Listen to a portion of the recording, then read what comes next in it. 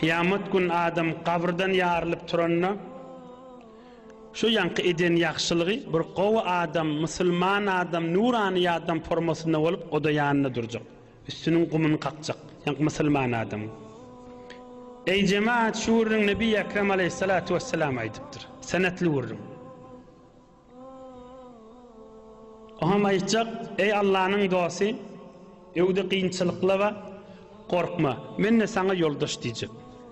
Şu yoldaş kimin nişli adam? Eden qavulukları. Allah razı olsun deyip eden yaxşılıkları. Eden mertçilikleri. Aham yoldaş olup gidecek bir yanka adam fikretecek bir de bir qav adamların biri deyip. Aham yollayacak iştadan haberdarrak bolup geçmeli.